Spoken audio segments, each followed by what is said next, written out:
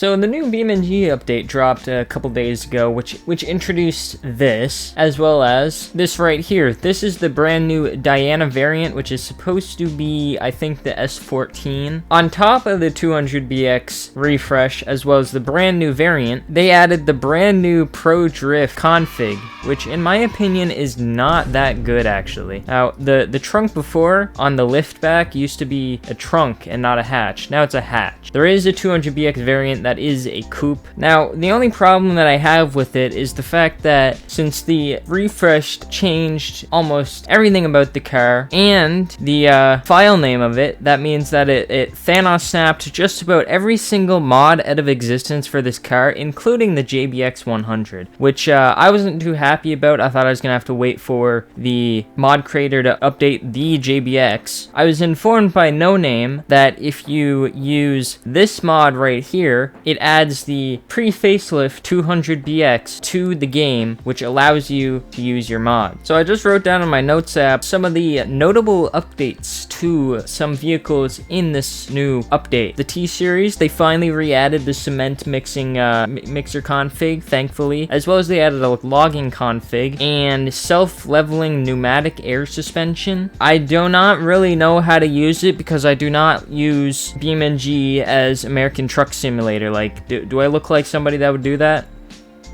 No, the answer is no. For the Wydra, they fixed being able to remove final drive, which is set it to 1:1 and make it possible to achieve way too high of top speed. Come on, devs, this is something that didn't have to be removed. This is almost as catastrophic as iRacing removing their 1 in a million code that will make your engine blow up at the start line.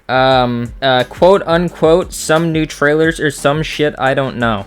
We got some new props. We got a log, many log, and steel. West Coast got more updates because of course it did, because goddamn, those developers love West Coast USA. Come on, man. When is East Coast USA gonna get a full overhaul? It's left in the dust. Come on, man. So I'm just gonna take the new Diana GTZ variant out for a quick rip. Bruh, this thing's an S chassis. I thought it was supposed to be a drift monster. What is this spinning out bullshit? So far it handles, I'd say it handles pretty good. Like, there's no reasonable flaws with it. It's not too spin happy, which I like. Probably something that would be good to, like, you know, like take on the Toge or something like that. Or it's like, oh, jump.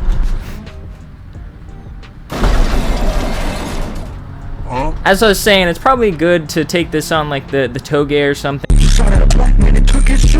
So I had to get the tripod that I left out in the Miata from when I was recording a video so I could record this video. But while I'm out here, I may as well thank my channel members. Thank you to iDrops and the Big Red Miata for your continued support. If you would like to get your name on the Project Miata, you can hit that join button down below. But if you don't feel like doing that, you may as well just hit the subscribe button and like button. And on with the comment of the day. Today's comment of the day is gonna be wireless mouse. Thumbs up. Thank you for the in-depth observation. Eyes pick shorts. Oh yeah, another thing I forgot to say, there's this new try new UI button, which changes the whole UI. Not entirely that much, but it's pretty sleek, it's pretty stylish. I do like the new drop down, and you are able to search in the drop down, which is pretty nice, I'm gonna be for real. The tuning section also looks pretty nice, I'm gonna be honest, it looks pretty good. Now let's try this with the brand new Pro Drift version, which has the big old V8, which sounds like it's from the D series. Now the thing about this car is it's basically the Dodge Viper of drift cars. Now originally I thought this thing was just like, you know, a little bit tricky to drive that you can get into easily, but then I've spent a couple of hours trying to drift this thing and figure out its quirks and like iron them out, but it doesn't seem like they it wants to cooperate.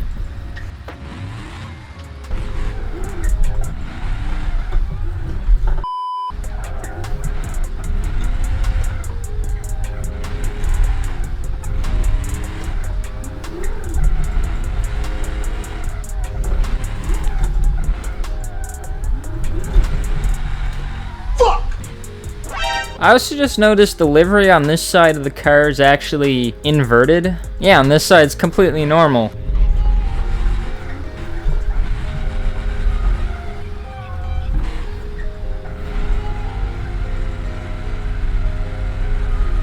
That was pretty smooth.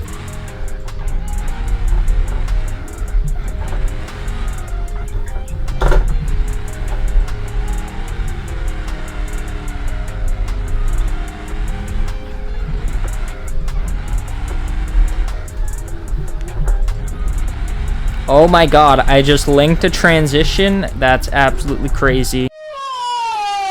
That's what happens when you boast about being good at drifting with this thing. It just doesn't, it just, no,